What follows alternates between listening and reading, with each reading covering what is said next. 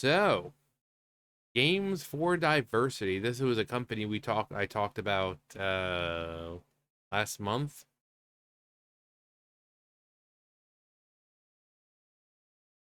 Can I help you, Sam?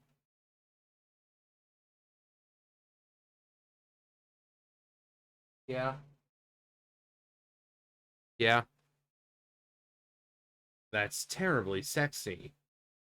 So I talked about last month, I think. And basically it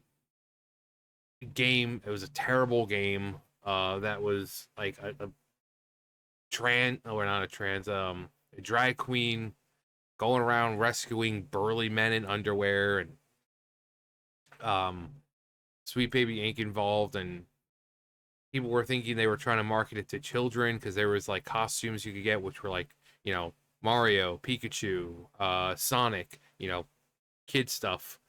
The fact that they censored like bitch slap or whatever it was, so that way they wouldn't have to advertise it as an adult game. Um, so kind of questionable. But Games for Diversity tries to silence YouTubers for exposing Sweet Baby Inc. connections. Why? Sweet Everyone knows that Sweet Baby Inc. is just dipping their, grubby little fingers into everything that they can. It's not this isn't exactly new unknown news here. Games for Diversity, a Dutch gaming firm that helped push a game about a magical drag performer saving beefy men in their underwear to children, is attempting to silence the Gothic Therapy YouTube channel. This happened after the host, Master of TDS, and Writing Raven exposed the company's ties to Sweet Baby Inc. and the Powell Group. I'm gonna beat the drag out of you. For sake of transparency, Writing Raven is a contributing writer for the part plays under the name Raven Redgrave.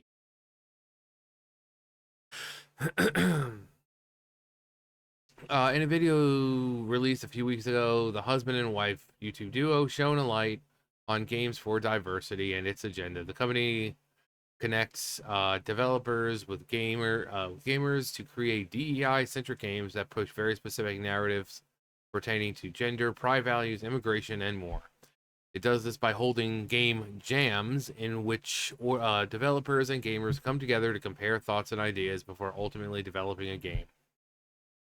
One game it created and detailed in a publicly available video was a mobile side scroller called Amanda Sparks in the Shade Forest. Oh yeah, with the one with the hypocrites or whatever. Like the enemies are called hypocrites or some crap like that. In this game, children are able to take on the role of drag performer Amanda Sparks to save her friends, some of which are scantily clad burly men. Like everything I said, they're just saying in the most times I don't even read these things beforehand, so I'm actually surprised that they're saying some of the same things that I did. I mean, there's really no other way to describe them. Like they're big burly men wearing underwear. So, the game isn't rated for mature audiences, and it goes to great lengths to censor language so it's not flagged as age-restricted content, which means only one thing: they're marketing it to children. Exactly what I said. The company was also revealed to have ties to Sweet Baby Inc. Of course, it's like it's one big group. Anything that involves diversity, it's Sweet Baby Inc. is there. Their narrative, we already know. We don't need to talk about Sweet Baby Inc. right there. Um, she noted feeling negatively about the fact that she was witnessing her black female character speaking to another black character, and not everyone having the same experience. Sweet Baby Inc. is also exposed following that's it. Actually, the next one. Uh, Disastrous rollout of Suicide Squad to kill the Justice League. The studio has come under fire for its messaging and mission from gamers who just want to enjoy escapism without modern day identity politics. You know, we're terrible people for wanting that. Who cares about escapism anymore? Modern day gaming. If you're playing a game, you will be sure to be facing some kind of existential crisis of someone's identity, of, oh, I don't feel right in my skin, you're going to be hearing about how Orange Man bad and other bull crap. Because games are no longer an escape from reality. No, they're meant to enforce reality, to remind you of reality. Master of TDS pointed out that the official press page for the Games for Diversity, there's a write-up in which company chairman Menno Dean is highlighted and praised for a game changer by GameIndustry.biz.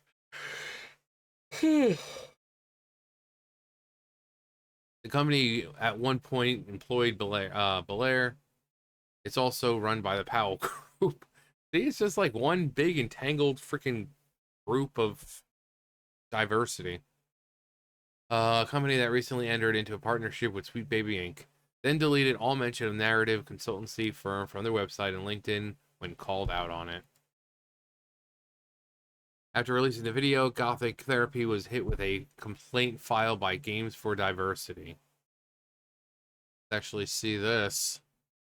Oh, this is going to be juicy. Private complaint.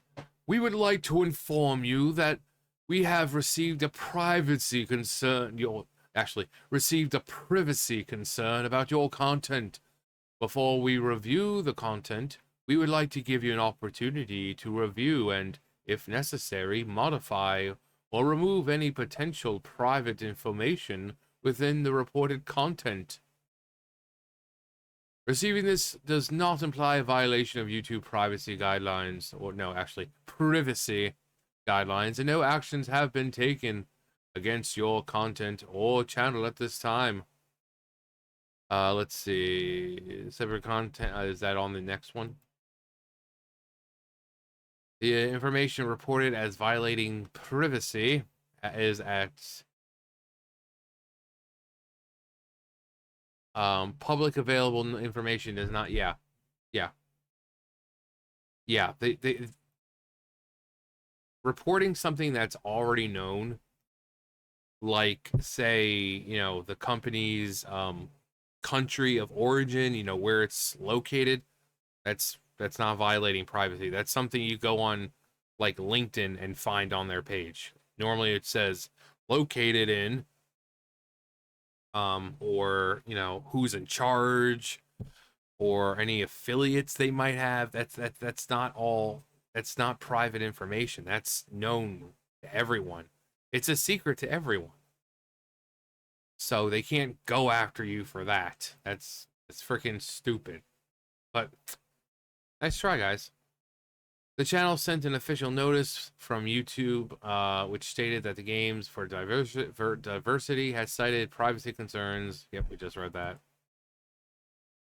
It appears that individuals associated with the Games for Diversity have filed privacy complaints with YouTube regarding both our video and live stream that discuss their activities. All information shared in our content was publicly accessible. Yeah. If further action is taken against us, we are prepared to contest it. Publicly available information does not violate privacy rights. If such information is displayed on your website, any resulting issues are your responsibility. Yeah. They were also attacked by drag performer Amanda Sparks. Those sick Americans who made a video denouncing my game made another one, and this time I'm not even going to engage because they're just too crazy. Ugh.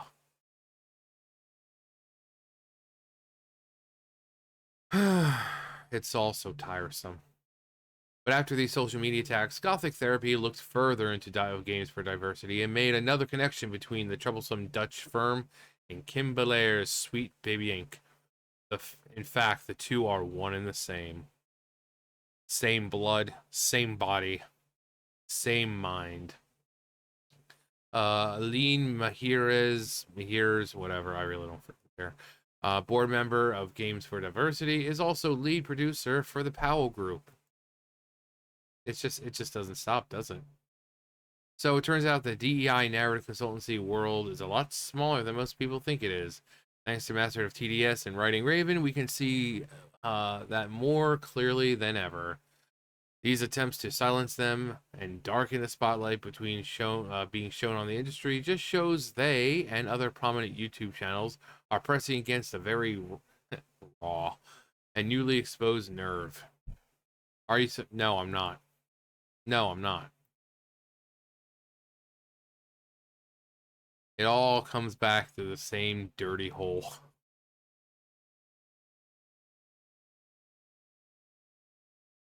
Um, yeah, I'm not surprised. I'm not surprised because I don't know how many people have been talking about it, but again, this game is a drag queen saving big burly men in underwear. They're censoring the language so that way they don't have to market it as an adult game. They have costumes like Sonic and Pikachu and Mario and other unlockable. Like they don't show all of them, but you can purchase them in game. It's not for like real money, but just like whatever currency you get or whatever. Um, so it's clearly marketed towards children. So yeah, people are gonna call that crap out. Like if you're a drag queen and all that, whatever. Just keep the kids out of it. Like, is it really that hard? Is it really that hard to just leave the kids alone? Apparently it is. Apparently it is. So, and then these people having the freaking balls to try to go after those two, like privacy. It's like if it's on your site, it's not private. Maybe go after the person, whoever, if it is meant to be private info, maybe, I don't know, discipline whoever put it on the site in the first place. Your country of origin, your address. It's like people know the location of YouTube. It's not private. Anyone can look it up. Phone number, fax number, CEO. Like all this is public information. Affiliates they might have. So I'm not surprised. I'm really not surprised. These people are just freaking crazy. Um, if you received let's see, if you received a notice of a privacy violation, you'll receive an email about the potential violation.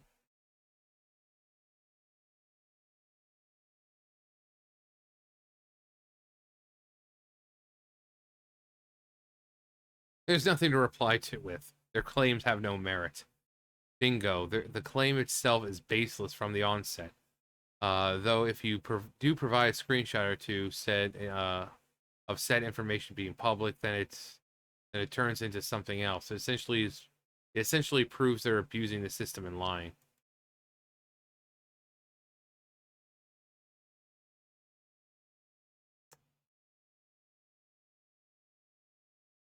Improving the representation of minorities in games.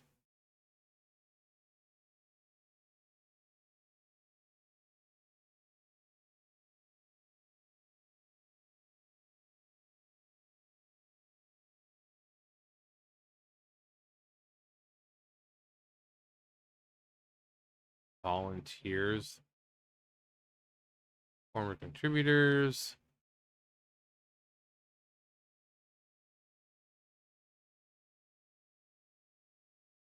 Well, when? June 17th, 2023.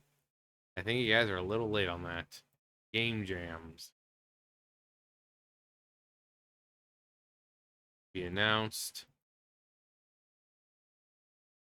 Report about.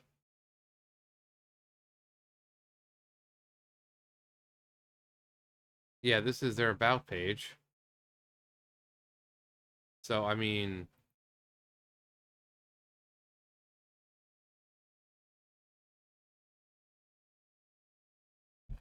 like I 2014, like what private information? This is all directly on their site. Like stuff like this. You have emails, you have all their social, Twitter, Instagram, Facebook, LinkedIn, Discord, Flickr, founding date, general questions, website, or email, board member, spokesperson. And like, what are they complaining about? What are they complaining about? I think they're just mad that people are exposing that they're trying to push this crap to kids. Again, if it's gonna be some weird wonky little game that people in that community play, that's one thing. But they're doing what they can to market it towards children by censoring words, by making it bright and colorful, by adding characters that kids know like Mario and Sonic and Pikachu. They know what they're doing. They know what they're doing, and that's what people are calling out. If it was just a game, a stupid little game about a drag queen rescuing big burly men, that's one thing. But it's clearly being pushed towards children. Just leave the fucking kids alone, okay? It's not that hard. I understand for some of you on that side it might be.